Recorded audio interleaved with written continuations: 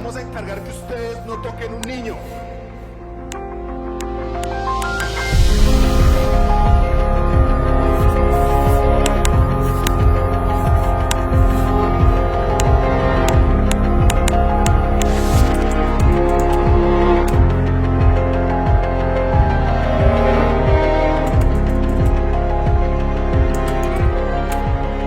¿Qué más? ¿Este quieres que me lleve? Me lo llevo aquí. ¿Segura? ¡Qué papaya! Los amo.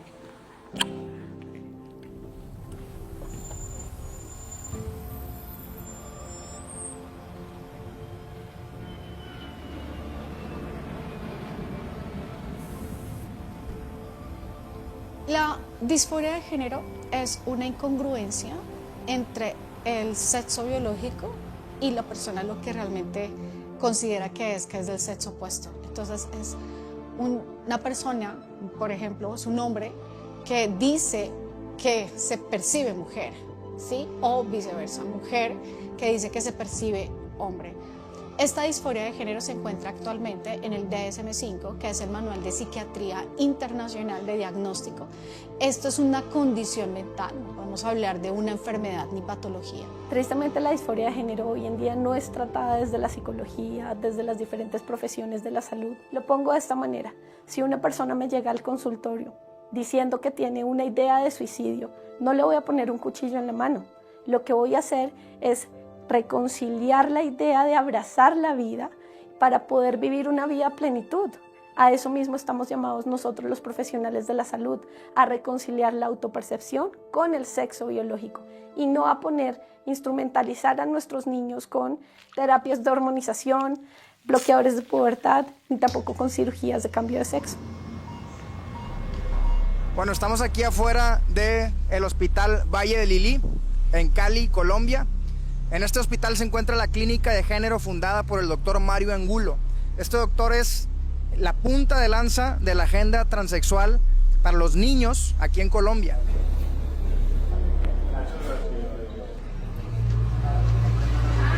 ¿Estás grabando?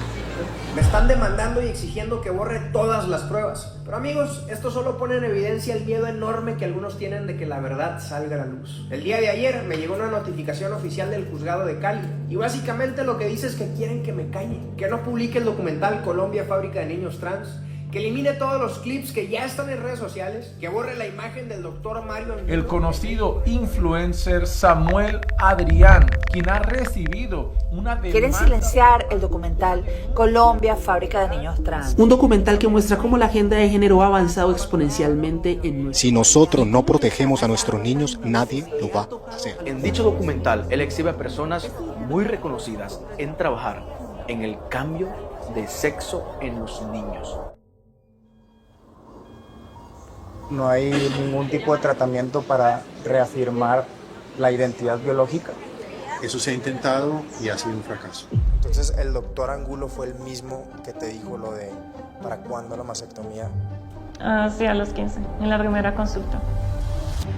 En este documental verás la crónica de nuestro viaje a Colombia en uno de los momentos más cruciales de la historia del país.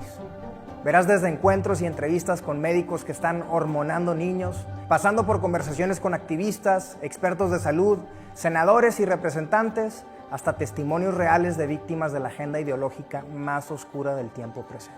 Porque en territorio colombiano, mientras millones de ciudadanos permanecen sin saber lo que sucede realmente, o muchos simplemente son indiferentes, desgraciadamente hay un frente militante que no le importa ni la vida, ni la familia, ni mucho menos la verdad. Un frente militante que ha comenzado a echar los cimientos de una auténtica fábrica de niños trans.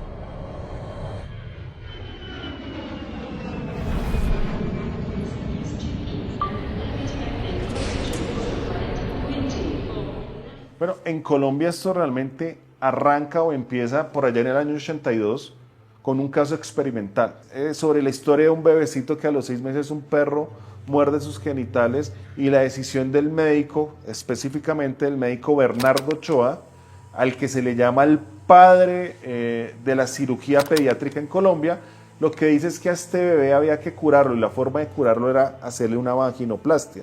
O sea, un bebé hombre lo que terminan haciendo es convertirlo en mujer. Y la institución que debería proteger a los niños, el ICBF, es cómplice de esto. Y junto con la Clínica San Vicente de Paúl, con el médico Bernardo Ochoa, transforman a este bebé en una mujer. Y dan la orden a algunas fundaciones que lo iban a cuidar de que por favor lo criaran como una niña. Supuestamente para salvarlo y curarlo, no solo de las heridas físicas, sino también de las secuelas emocionales que, según sus tratantes, podrían surgir de crecer con un cuerpo mutilado en un entorno incapaz de comprender la diferencia y el trauma. Los médicos, si es que aún merecen ser llamados así, reconocen que se trataba de un procedimiento experimental, un pequeño inocente tratado como aquellas ratas de laboratorio, como si la vida humana fuera un simple objeto de prueba.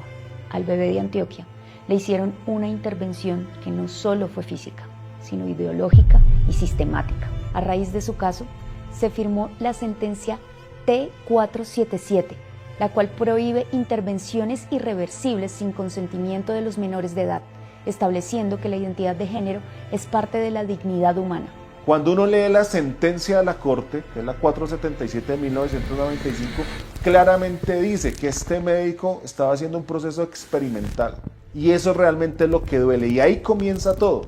Pero otra cosa aún más aberrante, y es que El Tiempo, que es un medio muy conocido acá, saca una cifra de esa clínica. Y es que casos similares se han practicado cerca de 380 veces, al menos hasta el año 95. Y esto nadie lo sabe porque es que lo saben ocultar. De allá a la fecha han incrementado y ahora lo disfrazan de libre desarrollo de la personalidad o lo disfrazan del bienestar supremo del niño, algo que es totalmente tergiversado. El ICBF, este mismo que experimentó con este bebé, hoy está en el peor escándalo por haber permitido que violaran y abusaran cerca de 15 menores de edad. Este caso pionero ahora protege desde la Corte la autonomía personal de los menores frente a procedimientos médicos forzados. Una batalla había sido ganada, pero la guerra no había acabado y nuevos depredadores venían al acecho.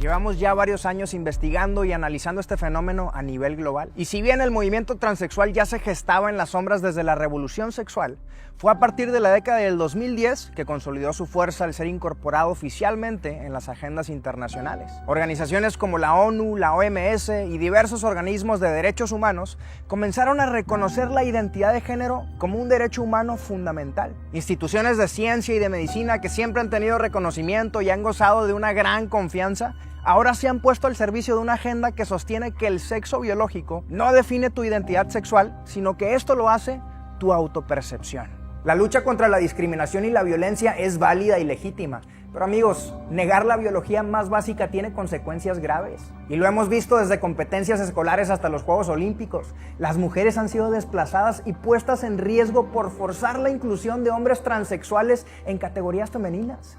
Y aquí surge la gran pregunta.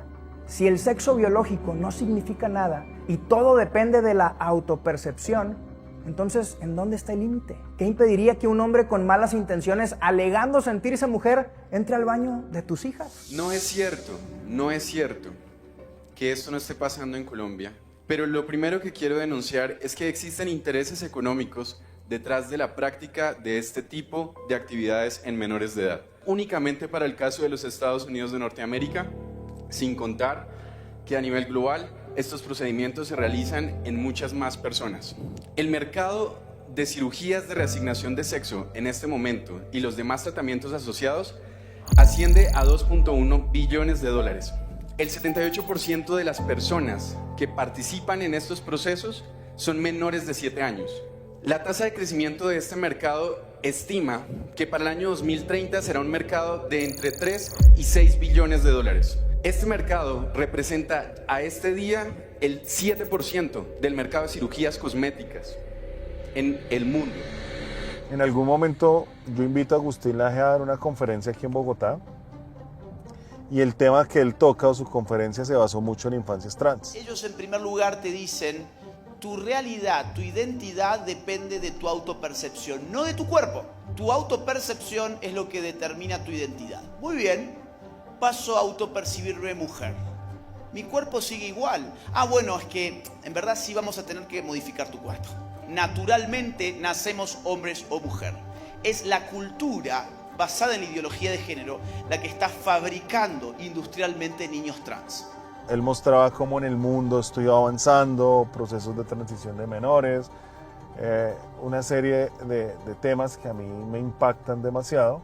Yo dije, hay que hacer un proyecto de ley para frenar esto en Colombia. Cuando ya está listo el proyecto de ley, tenemos una estructura bastante avanzada, se radica el proyecto de ley y previo a esa radicación me invitan a otro medio de comunicación, Blue Radio, muy conocido en Colombia, me ponen a debatir con la mamá de un niño trans.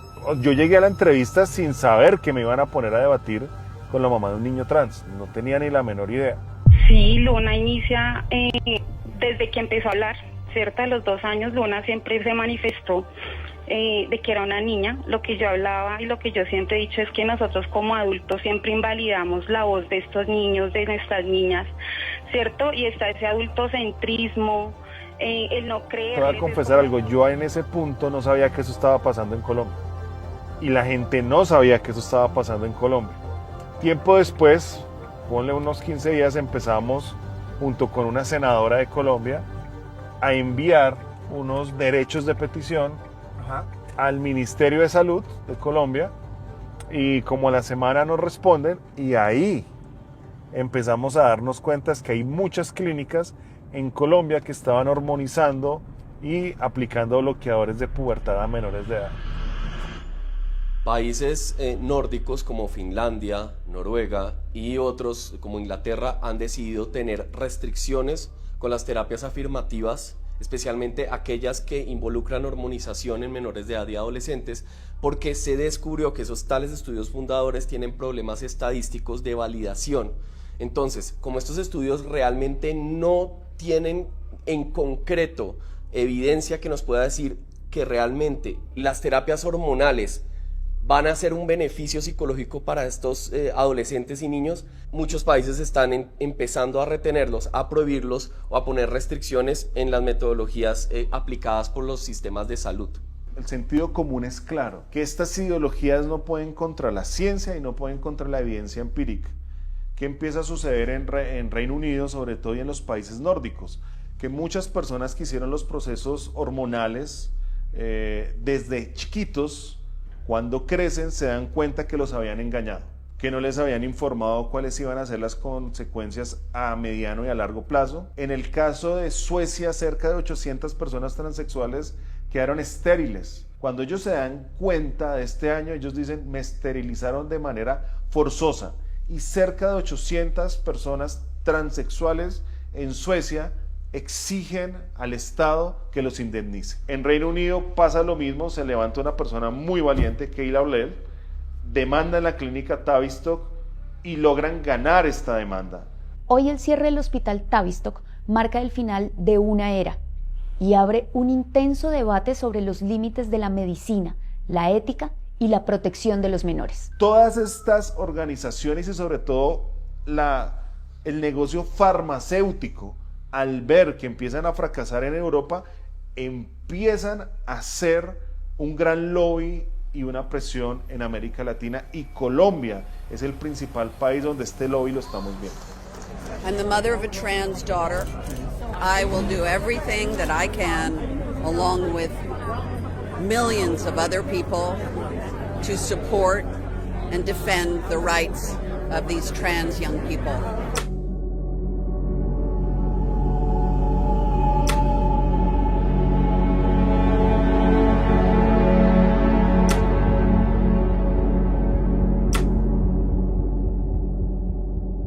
Y la realidad es que no nos damos cuenta del poder que tienen los medios, el entretenimiento y las redes sociales, ni de las agendas y cambios culturales para manipular y moldear la mente de los niños y jóvenes. No nos damos cuenta. hasta que nos topamos con casos reales. Mis padres no conocían el tema trans. Yo un día les dije que yo era niña y un día investigaron y descubrieron la transición y desde ese día fui muy feliz. ¿Qué haría usted si uno de sus hijos le dijera que ha nacido en cuerpo ajeno? O sea que su sexo es otro y no con el que nació. Cada día en nuestros países vemos más de estos casos que hasta hace unos años era un tema tabú. De niña a mí me compraron un vestido que era de estrella y mi papá fue el primero en sacarme con ropa de niña. Mi proceso internamente lo vivo desde los 9 años.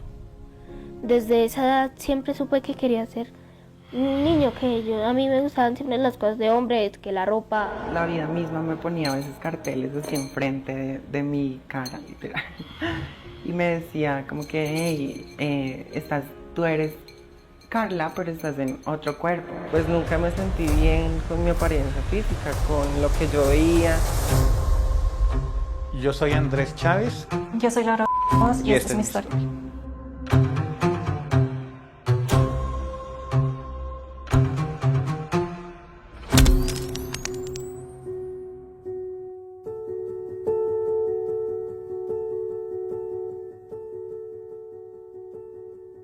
Todo comenzó desde que tenía 7 años. Sufrí abuso sexual por parte de una persona muy cercana y esto generó en mí un miedo a ser mujer. Con el tiempo fui creciendo y cuando llegué a la pubertad no me sentía cómoda en mi cuerpo porque no me sentía segura. Entonces, como cualquier adolescente pasando tiempo en YouTube, en redes, llegó a mí el tema del transgenerismo.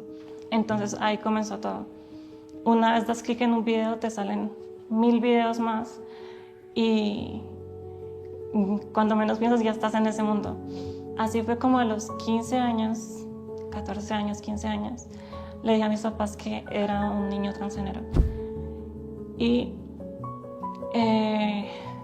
después de mis 15, tuve todo un proceso para tratar mi depresión por el abuso, porque por fin había contado el tema. Y por cosas de la vida terminé en la clínica de género. Cuando Laura está contando su historia y de pronto se detiene y se quiebra y no puede seguir hablando, en ese momento me pegó fuertísimo. Porque una cosa es estar hablando de esto durante años y estar consciente de lo que está pasando y denunciarlo en las redes sociales.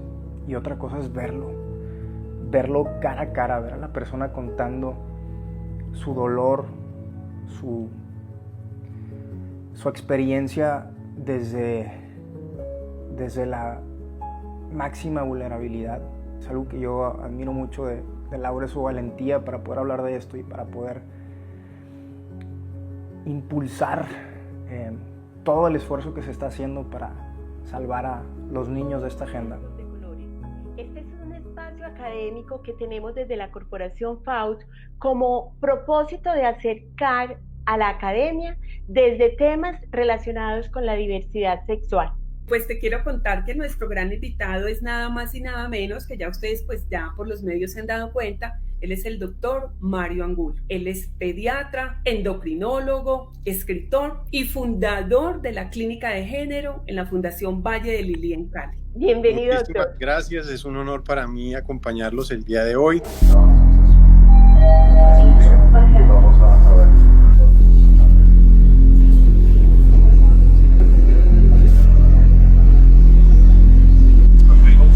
Yo, ¿qué tal, doctor? ¿Cómo está? Quisiera hacer unas preguntas. Yo comencé con testosterona y los riesgos que me dijeron fue te puede dar acné, te puede dar mucho calor, pero no dijeron por qué. Y esos fueron como los riesgos que me comentaron. Decían que una vez parara de tomar los medicamentos, pues todo volvía a la normalidad sin ningún problema. Una de las causas que veo como un común denominador en pacientes que he tenido en consulta y en personas de las cuales he leído autobiografías que han detransicionado, han sido, primero, que muchos de ellos han sido víctimas de abuso sexual. 2, han tenido padres maltratadores. 3, cuando desde el vientre han sido rechazados por su sexo esto también es una raíz profunda que, querramos o no, no podemos negar la espiritualidad del ser humano. Estas raíces de rechazo también marcan el camino de vida de una persona y finalmente una desconexión de Dios, su fuente de vida.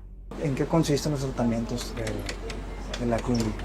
Mira, nosotros hemos estructurado un equipo multidisciplinario, psiquiatría, psicología, pediatría, medicina familiar y endocrinología pediátrica, para dar manejo a todo lo que es la identidad diversa en niños y adolescentes.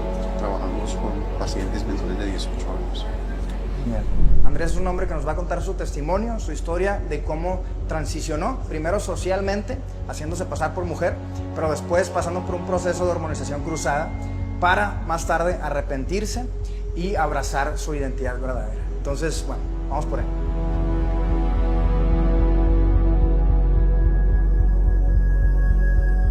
Yo siento que mi historia es muy particular en el sentido que definitivamente, o sea, yo no debía haber sido homosexual. ¿Por qué? Porque en mi infancia pues jamás hubo, digamos, como manifestaciones, digamos, de la disforia como tal, como se puede ver ahora pues en los adolescentes, incluso pues en las infancias. Yo recuerdo que en esa época salió un programa de televisión, una novela, y en esa novela participaba una persona trans. Y yo cuando vi a esa persona, yo me hice la pregunta, ¿será que yo soy como esa persona? Empiezan a sufrir algo que se llama contagio social, la influencia por las redes sociales, la influencia por la educación o porque sus padres los influenciaron. Desde mi adolescencia sí, empecé a tener un fetiche por vestirme de mujer, usar prendas femeninas, pero no dejaba de ser, digamos, un fetiche. En medio de esa, digamos, de esa soledad, de esa desesperanza por no tener a nadie en quien confiar y a quien contar lo que me estaba pasando, obviamente yo le conté en ese entonces a una muy buena amiga, mire, me pasa esto, yo siento que no soy un hombre, sino que quiero ser una mujer, quiero vivir con una mujer, Entonces ella, pues obviamente en medio de su como desconocimiento y digámoslo así, en medio de como querer ayudar, ¿no? Ella trabajaba en una entidad de salud en Pasto, ¿no? Y obviamente en ese entonces empezaban los activismos LGBT en Pasto. No es lo mismo un niño que crece en un hogar disfuncional y a eso le sumamos todas estas ideas seculares que vienen a través de la educación, que se las implementan desde muy pequeños y que adicionalmente no solamente los bombardean a través de la educación que reciben en el colegio o en los jardines, sino adicionalmente a través de los medios de comunicación, el arte, el entretenimiento y todas estas industrias que terminan bombardeándolos con cada vez más y más y más información. Desde el año 2000 han empezado a surgir diferentes organizaciones pro-LGBT para promover toda esta agenda de forma más directa. En el 2004 nace Colombia Diversa, es la organización LGBTIQ+, más conocida del país y era muy conocida porque habían dos actores políticos o dos actoras políticas que todos conocemos, una Claudia López, que fue gran aliada, exalcaldesa de Bogotá y actual candidata a la presidencia de Colombia, y su esposa, Angélica Lozano, actual congresista de la República, quienes apoyaron mucho esta organización. Esta organización como tal ha sido de las primeras que se puso a litigar en la Corte para promover toda esta agenda de las mal llamadas infancias trans. Se casan la alcaldesa electa de Bogotá, Claudia López, y la senadora Angélica Lozano. Sin lugar a dudas, un enlace que despierta el interés de los ciudadanos. Pero ¿qué tan común son las uniones entre parejas del mismo sexo? El Partido Verde dio a conocer el resultado de la encuesta para elegir su candidato único que los representará en las elecciones presidenciales de 2018. La senadora Claudia López fue elegida como la candidata presidencial. Entonces, esta persona, por trabajar en el sector salud, una entidad de salud, empezó a conocer activistas de la población LGBT. Entonces, esos activistas obviamente empezaban a meter como sus influencias, su ideología, cuando todavía Pasto eso estaba muy incipiente. Entonces ella conoció a una fundación LGBT. Conozco una psicóloga que trabaja con esta población, que dice qué, dice cuándo, bueno, y me remitió allá. Básicamente en 2 sesiones En 2 sesiones ella me habló de nuevas masculinidades, de teoría de género, de teoría queer, o sea, encontré la solución a mis problemas. Profesionales de la salud que investigan cuáles son los efectos negativos de las terapias afirmativas son censurados, no los dejan hacer exposiciones en las universidades, no les permiten publicar sus papers en revistas indexadas porque las mismas revistas están controladas por poderes políticos e ideológicos externos a los intereses epistemológicos que deberían ser los que motivan la investigación científica. Entonces acá hay un problema grande. Si nosotros confiamos en la ciencia publicada en revistas indexadas, pero esa ciencia, como demostró Boghossian en 2018 y Sokal en los 90, está manipulada por intereses ideológicos y políticos, ¿qué sentido tiene que nos estemos basando en esos papers y en esa información, en esas revistas, para tomar decisiones tan delicadas como terapias para hormonizar niños o todo lo que tiene que ver con cómo nosotros los psicólogos tenemos que abordar la disforia de género, entre otras condiciones? Entonces nos están forzando de cierta manera, en ciertos sectores, no digo que en todos, a los psicólogos, a los profesionales de la salud, para usar terapias afirmativas en lugar de tratar esto como lo que es. Hay situaciones psicopatológicas de por medio, no se va a curar y no se va a arreglar simplemente enviando al chico a hacerse un procedimiento de cambio de género. Y la primera vez que de verdad yo sentí asco, digamos, de que bueno, esto no está bien, es todos los años, como en todas partes, hacen en junio, ¿no? Hacen marchas del orgullo, y en Pasto las hacen desde 2010, 2011. Cuando se iniciaron estas marchas del orgullo en la ciudad eran muy clandestinas, digamos así. Las personas salían incluso como con miedo, con antifaces, pero eso en cuestión de 2 años eso cambió del cielo a la tierra, porque de 2015 para acá ya fue pues ya exhibicionismo, bueno, todo lo que pueden imaginarse. Y ese año precisamente, como yo estaba trabajando ahí en la secretaría, nos encargábamos de la parte logística, como que estar pendiente de los permisos de ellos, bueno, todo eso. Ese día vi 2 situaciones muy fuertes. Una compañera de oficina miró a un drag queen y ella se asustó, quería salir corriendo. Entonces yo la calmé y dije, no, tranquila, aquí estamos trabajando, ellos por allá, nosotras, pero en ese entonces decía, por acá no hay problema, pero no te vayas, tranquilo. Ya se asustó, la impresión de ver eso. Y la segunda situación es cuando ya terminó la marcha, que tenemos que estar pendientes ahí donde terminaba, cuando yo empecé a ver ya mucho adolescente, pues incluso menores de edad pensaría, y eso sí me impresionó. Eso fue algo que definitivamente no pude soportar ver. Se terminó pues el contrato ahí, llegó 2024, las crisis fueron mucho más fuertes, y en una situación fue que en un encuentro con un chico, después del acto, yo me sentí espantosamente mal y yo sí sentí que algo salió, a tal punto que yo ya empecé a tener pensamientos suicidas. Y apareció el Instagram de mi actual psicóloga. Fui al otro día a su consultorio y ella sí hizo un diagnóstico muy elaborado, muy responsable, pero a la vez ella se dio cuenta que de verdad necesitaba de transicionar. Ya no soporté más esa vida, ya no soporté más haber tenido como, digamos, todos esos 3 a 14 años así. Y cuando pasó eso, definitivamente yo sentí una liberación y yo lo asocio a Dios, no hay otra explicación, a Dios.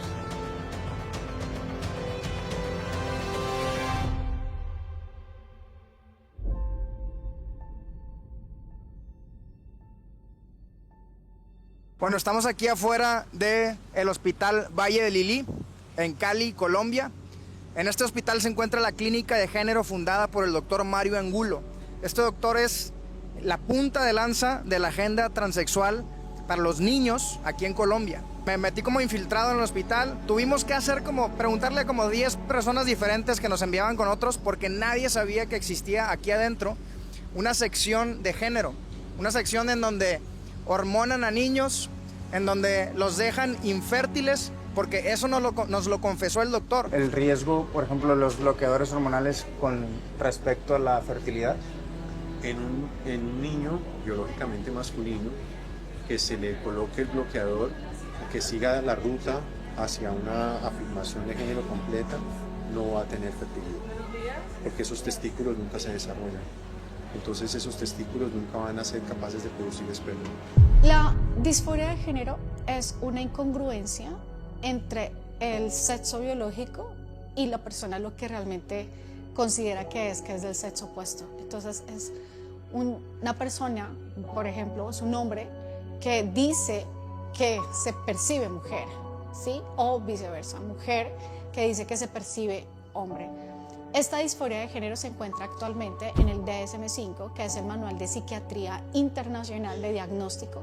Esto es una condición mental, no podemos hablar de una enfermedad ni patología. Entre las causas para que una persona pueda llegar a sufrir de la disforia de género o que no se sienta conforme con su cuerpo y por ende quiera ser como el sexo opuesto, está traumas en la infancia, abuso sexual, violencia, maltrato, las mismas redes sociales o todos estos medios de comunicación que han incitado para que los niños se consideren, o adolescentes se consideren como el sexo opuesto, y los cambios en la pubertad en las mujeres, porque pues empiezan a haber estos cambios en el cuerpo que hacen que se sientan incómodas y por ende pues tengan esta disforia de género. En YouTube vi a una chica de mi misma edad que estaba transicionando a hombre y decía que los motivos para transicionar eran sentirse incómoda con su cuerpo. Entonces yo dije, no, esto me identifico mucho con esto. Si el equipo considera de que hay una identidad transgénero, lo que se propone entonces es hacer un proceso afirmativo.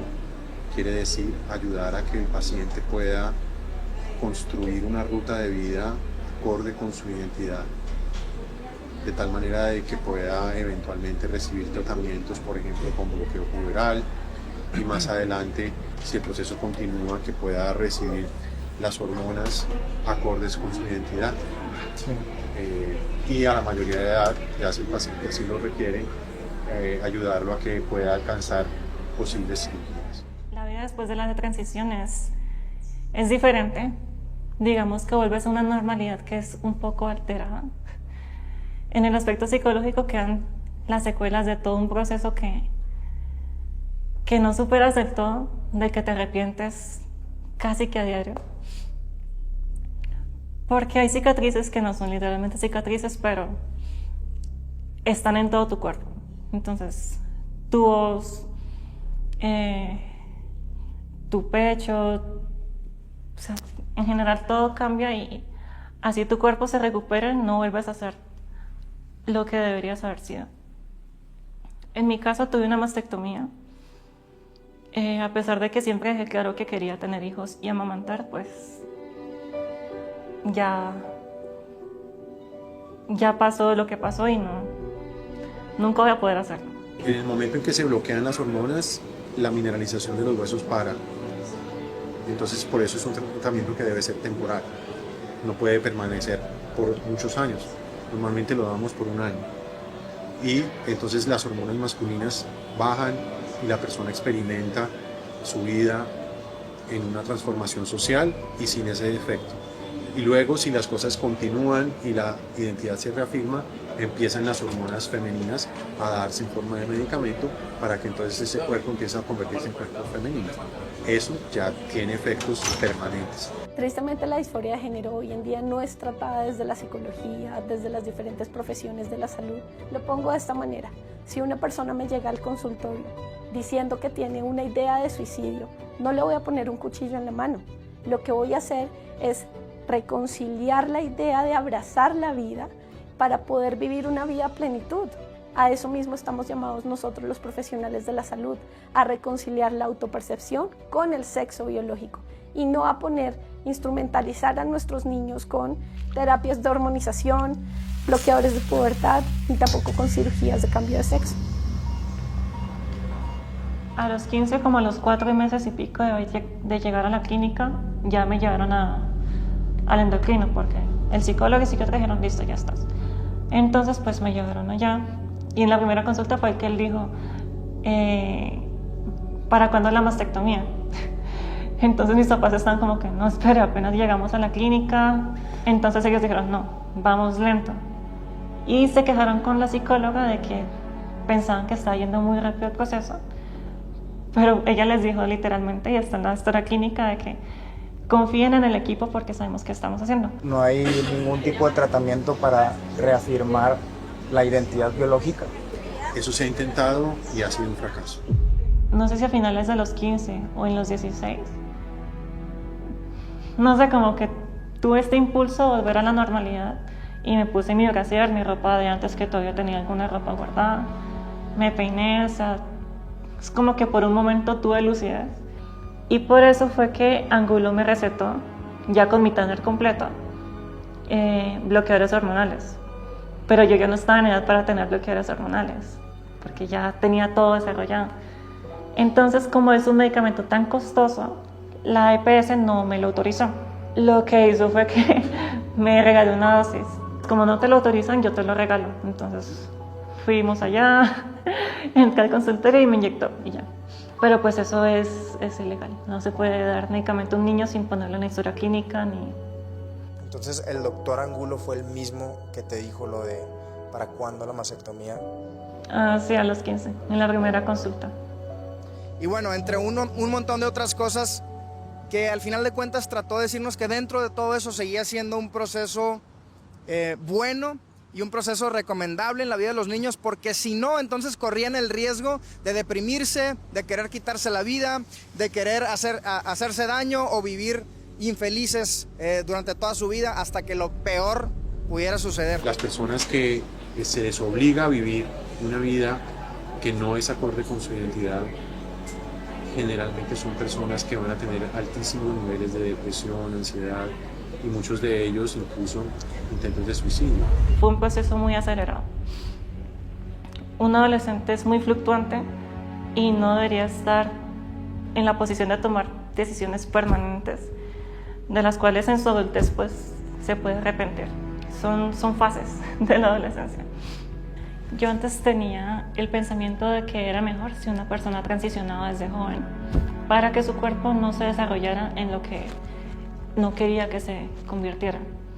Ahora pienso que es la peor decisión que se puede tomar. ¿Por qué? Porque la persona eventualmente va a madurar y es posible, como en mi caso y muchos otros casos, de que cuando llegue a la adultez y su cerebro por fin madure, se dé cuenta de que todo eso que construyó en su adolescencia no era lo que realmente quería. No se puede hacer un proceso de afirmación sin saber cuál es el origen. Si nosotros sabemos cuál es el origen de la disforia de género, por ejemplo en el caso de abuso sexual, que es muy común, que una persona cuando ha sufrido esto, lo primero que hace es siente que su cuerpo o su sexualidad, su sexo, termina siendo como ese punto vulnerable para poder haber sido abusado. O sea, por ejemplo, si una mujer ha sido abusada sexualmente en varias ocasiones, siente que por ser mujer es vulnerable y por ende puede surgir esta disforia de género y quiere ser como sexo opuesto, o viceversa, hombres que han sido abusados sexualmente terminan optando por el sexo opuesto para negar su propio cuerpo, ¿sí? Y su propia identidad. Entonces es importante que la disforia de género arranque detectando cuáles son esas causas y no iniciando un tratamiento como estos. ¿Qué pasa con las terapias afirmativas? Que si tú le afirmas a esta persona su identidad sin tener en cuenta las causas, pues esta persona posiblemente va a generar otro tipo de condición y otro tipo de trastornos. Pero adicionalmente a esto no se va a solucionar el problema de raíz. Y precisamente la clínica de género en donde intervienen a Laura es a donde fuimos en Cali. Y nosotros íbamos a grabar, a hacer preguntas, íbamos con cámaras ocultas y nos llevamos la sorpresa de que terminé hablando con el mismo doctor que comenzó a hormonarla desde que era menor de edad, desde los 15 años. Y si no hay una conexión entre la homosexualidad y el transgénero, entonces podría haber una persona que siente que tiene la identidad. Por ejemplo, yo me siento mujer, pero me atraen las mujeres. Sí. O sea, ser homosexual, digo, ser heterosexual, pero ser transexual al mismo tiempo. Entonces, si ese ejemplo que tú me pones, tú serías una mujer transgénero heterosexual, porque se basa es en que tú eres, homosexual, porque tú eres entonces una mujer que le gustan las mujeres. Nos bajamos en definirte como tu identidad, no como tu biología. Entonces tú serías una mujer transgénero homosexual. Lesbiana, no. Okay. Bueno, Traniela en la actualidad es una mujer transgénero. Una mujer transgénero. Sí, y transviana. Transviana es una mujer lesbiana. Claro, que le gustan las mujeres. ¿Te gustan? ¿No te gusta? ¿Nunca te gustaron los varones? No. Siempre me gustaron las mujeres. A ver, yo soy un poco cuadrada. ¿Me puedes explicar cómo es que te vestís de mujer, que te gustan las mujeres, que no te gustan los varones? ¿Y qué tipo de mujer? Ya la re perversa. ¿Y qué tipo de mujer te gusta? ¿Cómo es? Bueno, que además tenés una esposa y tenés hijas. En Colombia, durante los últimos años, los sectores LGBTIQ han concentrado su agenda política en impulsar reformas de carácter trans, especialmente a través de proyectos de ley. El primero, conocido como la Iniciativa contra las Terapias de Conversión, formalmente llamadas ECOSIEC, ha sido presentado en 3 ocasiones. Aunque no se presenta como una medida para prohibir dichas prácticas, opositores señalan que incluyen disposiciones para permitir el cambio de sexo en menores de edad y sancionar a quienes discrepen de esta visión. En junio de 2024, tras una fuerte movilización social y más de 200.000 firmas, el proyecto fue archivado. En paralelo, se presentó la Ley Integral Trans, elaborada con la participación de más de 1.300 personas del colectivo trans y respaldada por el gobierno de Gustavo Petro. El texto propone medidas amplias en salud, educación, trabajo y vivienda, además de garantizar el acceso gratuito a cambios de nombre y sexo, terapias hormonales y cirugías de adecuación corporal. Uno de sus puntos más controvertidos es la atención médica integral para personas trans sin restricción de edad, abarcando también a niños y adolescentes. Vamos rumbo a Bogotá y hoy vamos a ir al Congreso, nos van a recibir para platicar con algunos senadores y congresistas sobre este tema. Vamos a ver qué nos dicen.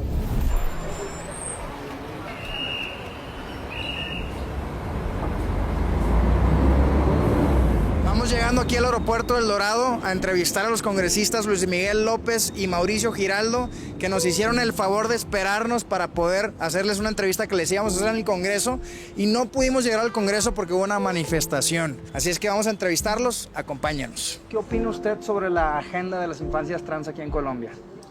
Bueno, es una agenda profundamente ideológica que no tiene, por supuesto, base científica, pero que entre otras cosas ataca a nuestros niños, su inocencia, que es de mucho cuidado, que la verdad es preocupante lo que sucede hoy en Colombia alrededor de esto, y tenemos que hacer algo para prohibir esto, que esto no puede pasar en Colombia. Senador, nosotros estamos aquí en Colombia desde un par de días haciendo un documental, recopilando información sobre la agenda trans, específicamente la agenda trans en las infancias de Colombia, en los niños de Colombia. ¿Cuál considera que es el papel del Congreso en este tema? No, pues, a ver, nuestra jurisprudencia y todo el marco normativo que tenemos acá en Colombia es para proteger los derechos prevalentes de nuestros niños, es hacia ellos. La protección hacia ellos no debe ser desde el Estado directamente, primero en la tutela con los padres, claro. Hay que tener eso claro. Y segundo, el Estado entra a ser subsidiario, apoyar, ciertamente, pero nosotros como congresistas debemos estar ahí. Primero, estar muy atentos, ¿sí?, a hacer cumplir el marco normativo, ¿sí?, y toda la jurisprudencia. Y segundo, hemos estado haciendo campañas ciertamente porque con nuestros hijos no se pueden meter. Tenemos un problema en mi país y quiero contarles a ustedes que en Colombia tenemos una Corte Constitucional, que es una corte que es garantista de los derechos y las libertades. Sin embargo, ha sido excesiva en esa garantía de las libertades. Y en el caso puntual de las infancias trans, la Corte ha proferido, los fallos que ha proferido en un caso particular los están convirtiendo en un fundamento general y se están produciendo o expidiendo por parte del Gobierno Nacional a través de las entidades, Supersalud, Ministerio de Salud, directrices y lineamientos en las cuales esas medidas que era para un caso particular se están convirtiendo en una norma general que permite a los niños sin ningún control empezar a experimentar y empezar a exigir unos cambios y unas situaciones que afectan el curso, el desarrollo biológico de la niñez. Entonces es peligrosísimo. Si no se involucran los padres, si no hay una participación, no se involucran realmente en este tipo de procesos, pues las voces minoritarias ganan. No cabe duda de que la Colombia que soñamos, una nación reconciliada, justa y con futuro, depende hoy en gran parte de cómo cuidamos y protegemos a nuestros niños. Vivimos en un país que ha cargado con décadas de violencia, desigualdad y corrupción, pero hoy enfrentamos una amenaza diferente. Ideologías que bajo un disfraz de amor e inclusión están penetrando los sectores más vulnerables y sembrando confusión en los corazones más inocentes. Esta vez, el ataque no es con armas, sino con mentiras que buscan moldear la mente de quienes aún no tienen la capacidad de defenderse. Un mensaje para la Fundación Santa Fe, un mensaje para la Clínica El Valle de Lili, un mensaje para Profamilia. Hasta el último día nos vamos a encargar que ustedes no toquen un niño. La dignidad humana no es los fármacos, eso no es dignidad humana. Dignidad humana es defender sus vidas y ahí los acompaño. Pero con los niños, Fundación Valle de Lili, Fundación Santa Fe, no se metan. A mi Laura del pasado yo le diría que no es necesario esconderse en una identidad masculina para sentirse segura, que puedes crecer como mujer y lograr todo lo que quieras lograr sin ningún problema y sin necesidad de estarte hormonando y cambiando tu identidad. Tienes todas las oportunidades para lograr todos esos sueños que tienes y no vale la pena hormonarte, cortarte, quitarte partes de tu cuerpo para ser otra cosa, porque tal cual estás perfecta. Una joven de 23 años denunció a la Fundación Valle de Lili por presuntamente haber realizado un diagnóstico apresurado que la llevó a un procedimiento para el cambio de género. Nicole Buitrago, ¿qué se sabe hasta ahora de este caso?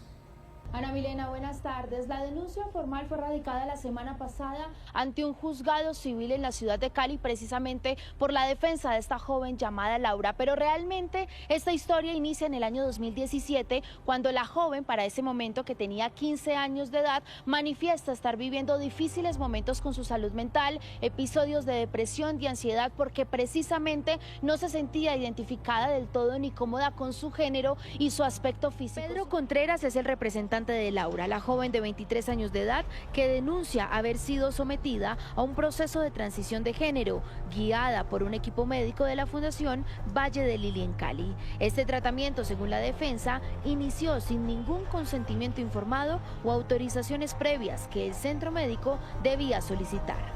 La historia comienza con un abuso sufrido cuando estaba en una edad muy temprana, entre 5 y 7 años, y ella crece entonces con miedo a ser mujer. Alegan ante la justicia que los especialistas del centro hospitalario le habrían entregado un diagnóstico apresurado, con el que iniciaron un tratamiento irreversible, en el que incluso se le dio la autorización para realizarse una masculinización torácica, procedimiento quirúrgico en donde se extirpa el tejido mamario y crean un contorno de pecho masculino. Ellos arrancan a intervenirla, pero en ningún momento les hacen firmar, y esto lo dicen tanto la mamá como el papá como Laura, les hacen firmar el consentimiento informado que la ley exige, que en estos casos la jurisprudencia ha dicho que tiene que ser cualificado.